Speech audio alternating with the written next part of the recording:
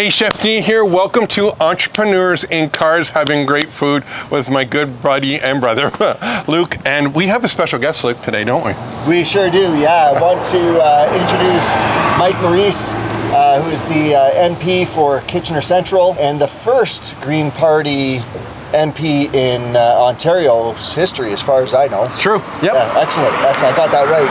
You got it. Yeah, we're good. We're good. You're really sweating that one out. You know how I give that to Luke, don't you? Yeah, thank you for that, Chef. And more importantly, before being elected, an entrepreneur myself. So Okay. I'm looking forward to these conversations. Okay, cool. I've been told some tacos. Yes. Some drinks. Some fun. Yes. That sounds good to me. Okay. All of the above. Are you guys ready? Let's get going.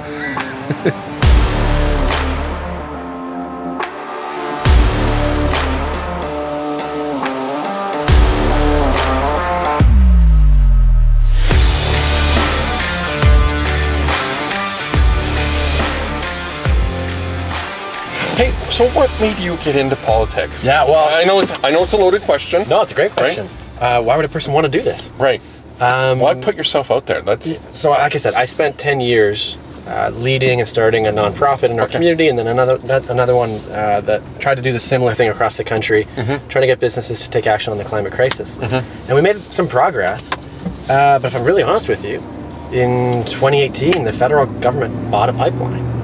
And this was the party in power that I thought was, the more sensible when it came to the climate crisis. And so the best analogy I can give you is it felt like I was shoveling snow off the sidewalk, making a little bit of progress on my little part of the sidewalk, and then the snowplow came by and just undoes everything I'd done. And so there was a bit of anger for me, but also just a recognition that this is existential, and so many of the big decisions that are getting made, whether it's about the climate crisis or about housing, you name it, they're getting made by the federal government. And so for me, it just felt like a sense of calling, which, is a privilege. If a person gets to do what they feel that sense of calling about, what they feel most passionate about, what a gift. 100%, and you're sitting with two of them right here. Well, but this is to me one of the interesting things. We were talking earlier about this guy called me a politician earlier in the night. I said to this day, I still don't identify with that word. But to me, what this is really about is doing democracy well. And if we're doing democracy well, and we're thinking about entrepreneurship, to me, there's a lot of similarities.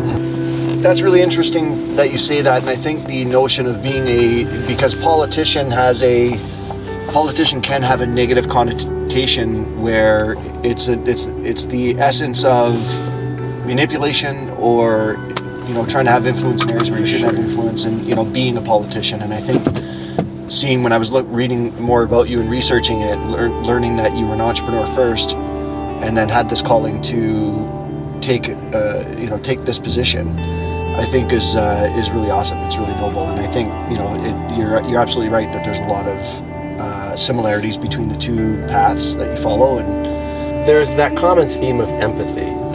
So if you can listen well to somebody else and understand what they're looking for, if it's a market, if you're thinking about entrepreneurship, or in my case, it's about what people in my community are most interested in, then you can best serve them well.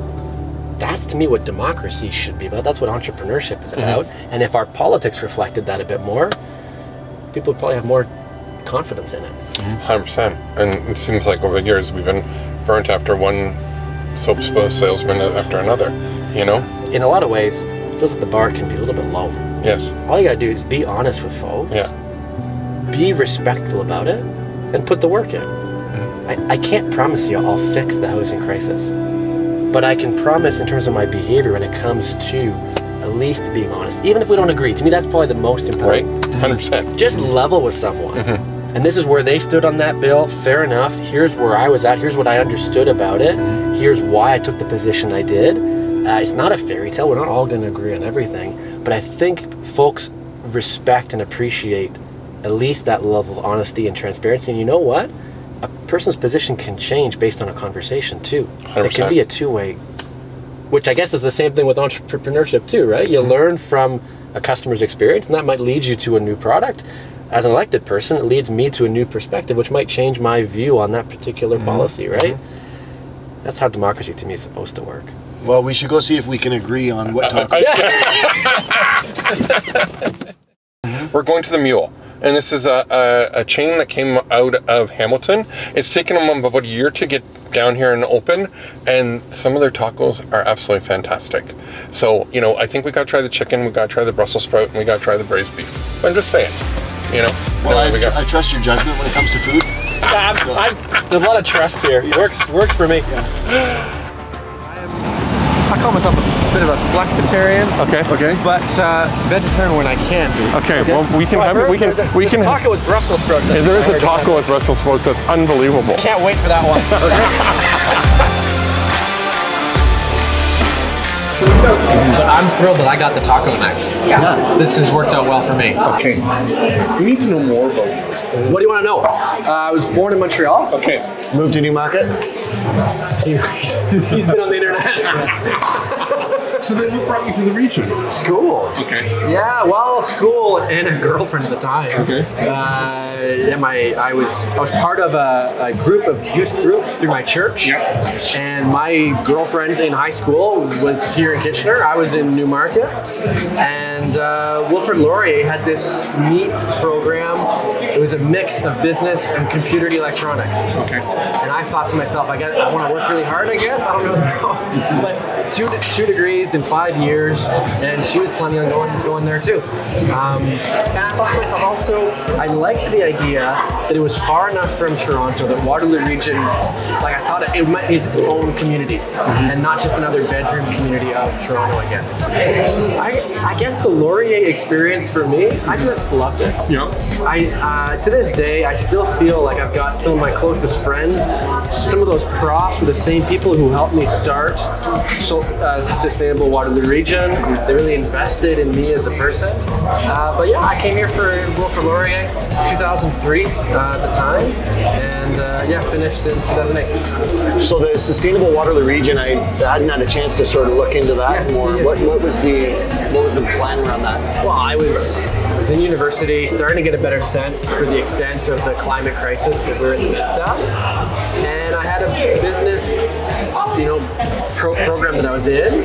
What was I good at? I was good at writing business plans. So I found a prof who was willing to do this independent study with me, which essentially means you get course credit to do research in whatever you want. So we started doing research into carbon pricing at the time, and that led us into getting inspired by this group operating on the West Coast that was starting to get businesses engaged in reducing their emissions. And that led us to doing what we do well. We write business plans. So I got another course credit to write a business plan, and then I was getting into being done at Laurier. I'm honest, my job prospects, it wasn't like I had a bunch of other options and ideas that were related to climate. I'd been working in high-tech companies before that, but I wanted to do something I was really passionate about. And we had the business plan, so tried to take that business plan and turn it into something real. Here was the pitch. We wanted businesses to pay us money to help them set targets to reduce their carbon footprint. Okay.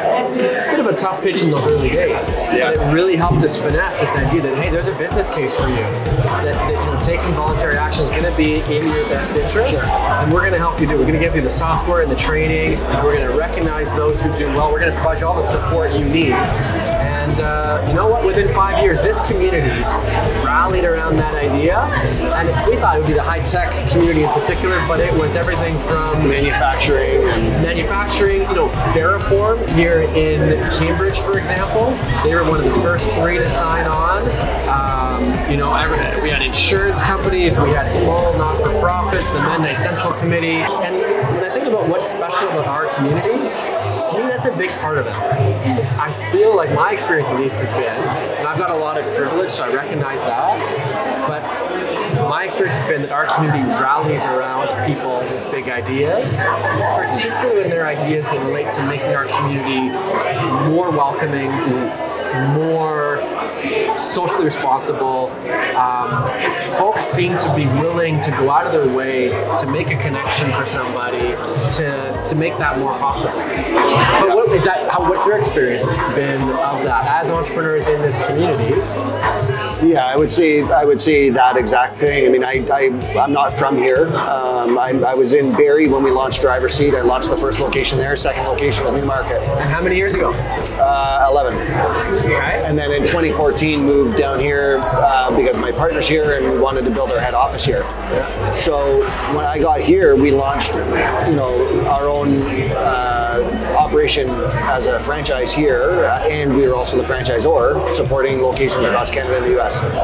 And I found that the community here was just unbelievably vibrant. I started going to the chamber meetings, and I started meeting other business owners. We meet this guy, right? And all of a sudden, it's just word of mouth is traveling, and people are really embracing this new thing, right? And he knows a few people, right? But it takes somebody like you, Chef D, to make that connection, or to talk about the idea. That to me doesn't happen everywhere. No. When I was starting Sustainable Water of the Region, I was like 21, 22. I've got a stutter. I'd go to an event, a Communitech type event. I remember one night in particular, tried to say hello to some folks. Who's this young kid with a stutter? I had a hard time getting my words out. I remember leaving early. And it was a rainy night. I'm walking home in the rain, feeling at my lowest. Thinking to myself, what am I doing this for? And the only reason I kept going is that sense of calling for me, the climate crisis felt so much bigger than my little insecurities. Yeah. And so you push through. But then when you fast forward, things are going to get hard for each of us. In that first election, you might know, I was diagnosed with stage 1 testicular cancer.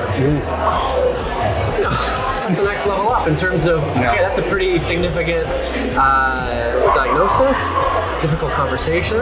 Yeah. But again, for me at the time, there was that sense of calling of, this feels existential. So when the doctor said, you can have the surgery next week, or you can just wait till the election's done. I was like, well, wait till the election's done, and do it then. I'm healthy now, but no matter what we do in our lives, we're gonna hit roadblocks. And if you don't have that sense, and particularly as entrepreneurs, there's more risk. You're gonna hit different points that you're gonna think to yourself, I gotta get out. And the only reason a person's not going to get out is because you feel so passionately about the thing you're trying to do. Yeah. So cheers. So you have the virgin ginger sap. Yep. We have one with a little bit of vodka in it. Again, we met some friends here, neighbors. This is how we got here. And they said, hey, you gotta have one of these. And just went, and just love it. And my wife loves ginger, and I'm still on the fence, but this is okay. Good. All right. Cheers. Cheers. Okay, so what do we have here? This is the fried chicken. Fried chicken, okay. Chicken, Yep. 3 habanero brisket. Yes. 3 Brussels sprouts. Yes. We're just going to put the Brussels sprout over on this side of the table. And OG fish. Okay. And the fish. Okay. Thank you. Okay. Get in. I touched this one already, so I'm going here. That wouldn't stop me. I'm the youngest of 12 kids, Mike. When it comes to food, I gotta battle it out. Cheers. Yeah.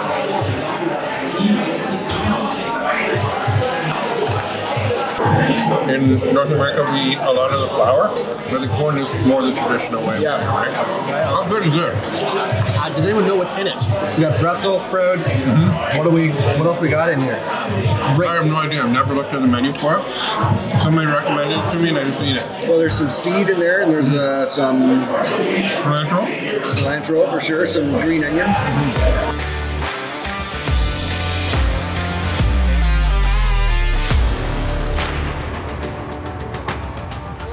Where to? We're up here now. Okay. Okay, so now we were talking a little bit in there about fish tacos, right? Yeah. So Because they were delicious. so we go to we've been going to the Moose Winooski's forever and a day. The Weidmans do a really great job there. Trish, my wife, loves the fish tacos there. She says they're the best fish tacos in the region. So we're now going to Moose Winooski's to try the fish tacos.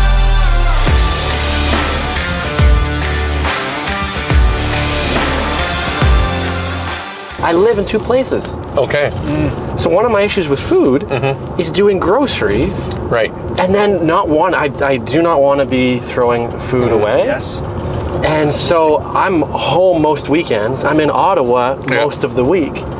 And so I never thought about this before I got elected, but thinking about how do I manage 2 fridges and make sure that that I'm eating mostly everything You've got to be pretty disciplined around how you shop and how you cook and what you eat. That's exactly it. How long do you have not off? You're not off because you're doing stuff around here, but like in the summer, like the summer recess. We're home from pretty much mid-June to mid-September. Okay. And I appreciate you saying that, because that's one of the first things I say. Well, we're not really off. To me, if you're doing your job well, you got to be working in Ottawa to push for legislative changes, and you should be listening to folks back home to inform that. So that's what I'm doing most of the summer, whether I'm knocking on doors or at events. It's to be making sure I'm connecting with folks, to be getting a sense of where they're at, what they want to see prioritized, and almost kind of like collecting stories to bring those stories back to Ottawa, to say, this is the reality of the housing crisis in our community. This is what it looks like when I spoke with this particular senior or this young person, and what they're sharing with me. But it is real nice to get to be grounded in our community, because I guess one of my fears, spend too much time in Ottawa and you're disconnected from exactly the people that sent me to do the work. So there's got to be a good yin-yang between the time in Ottawa where you're advocating for folks and the time where you're back home, you know, plugged in and really connected to the people that I'm working for. Tell me about question period. Well, so one of the realities about question period is it's actually not designed for the people who are physically present. Right. Most of the questions being asked are designed to be clipped by the person asking the question to share on their social media afterwards. So for those who are there live, you hear the same question asked by 9 different people. Well, it's because that person, they each want to share that with their donors and whatever else. So the quality of the debate is probably least in question period. It's probably the most toxic, the most partisan. There is more, I think, quality debate that happens outside of question period, of course, outside of the House of Commons altogether, when it comes to MPs actually working together. Is that in question period right now, when I hear a line, someone says traitor, this and that, or they say censorship, there's nothing about censorship in any federal bills right now. But when I hear that line in question period, I get that same line in an email the next day. And I knock on someone's door and they then say the same thing back to me. So I think it's important for elected people to have that sense of responsibility, to be more careful with their language, recognizing that other people are going to repeat that same language. And then on our media, in some ways, we get the politics we deserve. They're obviously being rewarded for this, whether it's in getting a better headline, getting more donations, more followers. Well, that's on us to keep our elected people more accountable. That someone who uses that kind of language, then maybe they won't get reelected. And we live close to the people below us, and that whole... We know where this goes. Yes, 100%.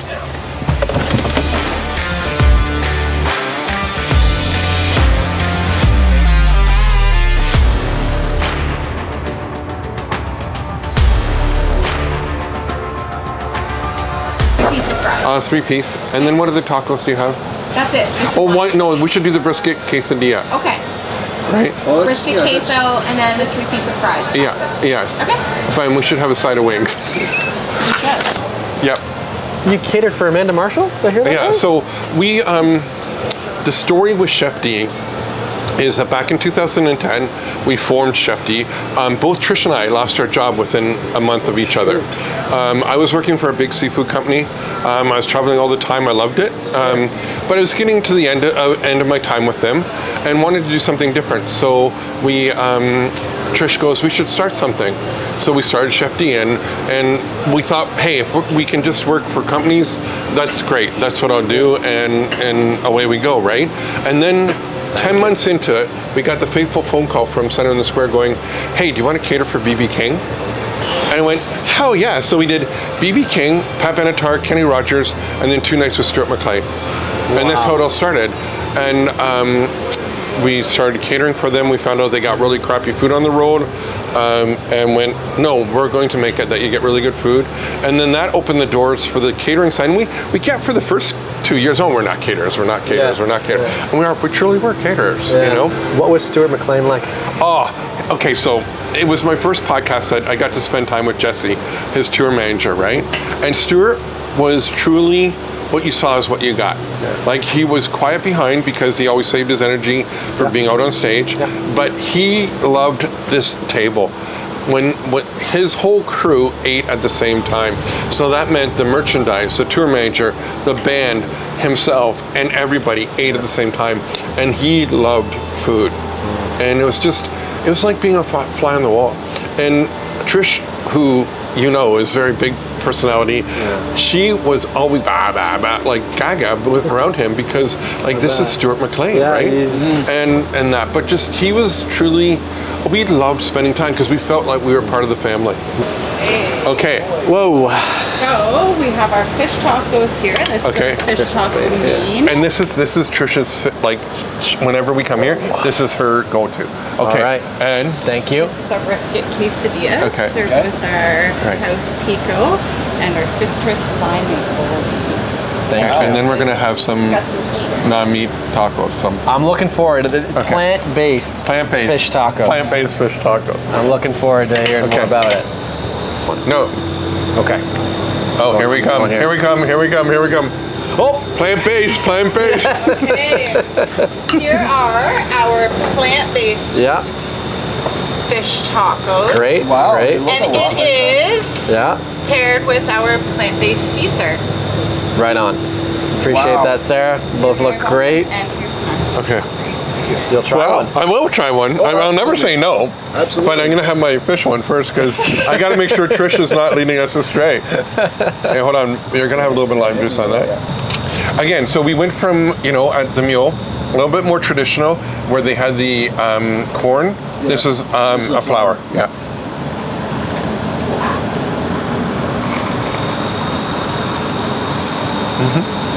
It's substantial. It is substantial. Yeah. I don't know if I'm going to finish it all because there's more coming. Well, there's a lot of food here. This is just stop 2. You know, you're switching over already. Look at. I know. I love that. Love it.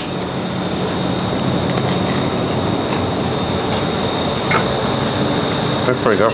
We should have done a blind test. No, I could taste the fish. Yeah, you couldn't do that. I get paid for these things in here. You said so now. Plant-based taco. I would have never ordered it in a million years. It's really good. It's really good. I'm so glad you're liking it. Well done to the moose. Moose Winooski's plant-based fish taco. Yeah. I would come back for it. Coming from me, who chooses meat more often than he should, this is excellent. I would come back for it too. And kudos to the moose too, because I think there's more and more, once we have options like this available, for someone who's thinking about, you know, maybe I want to reduce the amount of meat intake or switch altogether, there's just really good options available now, right? So, yeah. Where are we off to next? Don Julio, sorry. Downtown Kitchener, tacos and tequila. So now I said to Luke though, I said, I have a busy day tomorrow. There's no tequila in my life. No, and I'm quite okay with that. So I have been really looking forward. Okay. I haven't been yet. I've had a few friends who've been who've said some great things. Okay. Next time I'll bring a vehicle with more lights in it for you then. Oh yeah. I would love to see this continue to evolve and. Well, so this is the BIA here has put in these patios for the summertime. Right. So they've made a pretty great investment. They've also worked with the gallery to do the art walk. So you'll see way more public art all through the downtown. Yeah. Primarily installed during the pandemic. There's a whole field guide they've got for it too, so you can go online and print that off and see for yourself as you walk through the downtown. And you see different art pieces. In fact, we're going to come by one just around the corner here, and you'll get a sense of who the artist is and all the rest. So okay, I think we have to cross here now, right? we're in this. Yeah. Okay, so we're at Don Julio. Don Julio. This is brand spanking new. Like this is right in your writing. And I haven't been yet, so this is perfect. We're like I think it's been a few weeks, whatever it is. So love that this was on your list. I've been hoping to get over here. Thanks for making it happen. Well, and so far so good. I mean, the whole environment out here is amazing. The patio's fantastic. And look how busy they are. And it's busy. Downtown Kitchener. I love that. Downtown Kitchener, and look how busy they are. You know On a what? weeknight. right? On a Wednesday. Right? Yeah. Well, you were telling us the story, Chef D, about what you'd done at the Schwaben Club, the old Schwaben Club. Yeah, we got approached by a couple who lost their son, who did have some issues, and he was clean, but then because of the toll that drugs took on his body, he actually passed away of a heart attack. And at the old Schwaben Club, they have a wall of remembrance. So they wanted him to be remembered again, so they brought some pictures. And they wanted us, they said, hey, why don't you do wings and fries? You know what I mean? I said, we can do that, you know? So I like when we can come in and do an event, and then they went to pay us, and I usually say no, but the gentleman would not take no as an answer at all, right? So we parlayed that into being able to do something at Trinity Church in Cambridge where we did burgers and fries, you know what I mean? And we fed a whole lot of people. And and I said to you off camera is that, you know, we've been blessed. Trish and I have been blessed immensely through the community, through everything that we get, you know, from people watching our TV show to coming and paying us to do a catering, right? So it's really important that we give back. And it's a great thing for our team, who is now, I think, 17 or 18 people, that I will bring some of our younger staff with us. So they get the feeling that not only are we in the business, yes, we're in the business to make money, because that pays salaries, that does everything. But the other part of it is that we want to be a company that is known for giving. The fact that, you know, they can have some of those conversations while also, you know, providing food. What better way to build community than over food? And you don't have to be in a church setting to be able to benefit from that. I think it's really special. Anyway, Luke, you wanted to share too, right? Well, yeah. I mean, I think giving begets more giving. Like I'm going to the Dominican Republic in November to build houses. It's a long story behind it, not for tonight, but and I've been there before building homes. And what we've found is if people, my kids are going to come, and they're going to get a real sense of what privilege looks like, because they're going to see how we live. They're going to see how others live, and I don't want them to be in despair from that. I don't want them to feel like, you know, how could we let these people live this way? We need to do more. I want them to feel like we went and did our part, and you should do more. And we can do more. It's the same thing in the community. Like when we work with the food bank and we do food deliveries and we donate the vehicles and our chauffeurs donate the time. It creates a community or a culture of giving that once somebody's exposed to it and they try it and they see who's receiving that help, how that impacts them, I think it just causes people to want to do more of it. Right? Yeah. Send us over 6 of your favorite tacos. 6 of my favorite. Yeah. 3 and 3? Yes, please. My favorites are carne. Yeah, 3 and 3. Are any of your favorites without meat in them? Fish or veggie? Any of your favorites? No. Can we do some of those too? Can we do 3 of your favorites? And then 3 fish or veggie? Yeah. Okay, so I know your fish is coming, but you guys, pork, please keep on. Pork? Oh yeah, like you got to try one of these. Like it's a pork one. Yeah, absolutely. Sorry. Yeah, let's get on with it here. Amazing. Lovely. Yes. Holy smoke. These are really good. Oh yeah. Oh yeah. Same fish. Yeah. Like there's some really cool things happening downtown Kitchener, and this is truly one of them.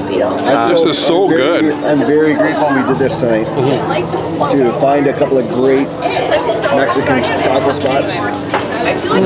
Man. I'm getting back to the corn tortilla. Coming back to downtown Kitchener. Great choice. That's really nice.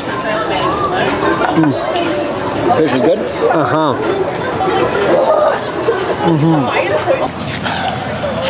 Brothers, that was unbelievable. Okay, we're 2 for 2 on this now. Yes. We're 2 for 2 on this. 2 for 2. So we started the meal, went to the Musmanuski and had a plant-based option, which blew me away. First time ever plant-based. And then we finished up here at Don Julio. Okay, if you haven't come yet, I know it's only been 3 weeks, you definitely gotta come. And you want to have the authentic tacos. We had the fish, pork, and beef. Unbelievable, right? And we recommend Sunday night because it's Taco Sunday. Exactly. Marguerite wasn't half bad either. Yeah. And my thanks to you both for inviting me to be a part of this. Right, our first guest. Yeah, this is a huge honor. Huge honor. And I got to learn about, so I had never been to the Mule before, and Moose hadn't been to in years. Had myself never tried a plant-based fish taco myself, and had a few friends tell me about this spot in particular. So to get a chance to be here and to have some good conversation along the way, yeah, I really appreciate you. We appreciate you taking the time. No, So, you bet. You bet. Just quickly, Super fun. shout out your website, what you're, please. Yeah, if you want to learn more about the work 100%. we're doing, so folks can head to mikemorricemp.ca. Right. And at that site, I share about all the different campaigns that we're in the midst of doing. Folks can sign up for emails if they want to hear from us. But my sense is, if you give people a variety of options, they can find me wherever they want to find me. Whether it's on Instagram or send something in the mail, you name it. My hope is people feel comfortable to reach out if they ever need to. Thank you. Awesome. Good having you again. Till next time. Thanks, guys.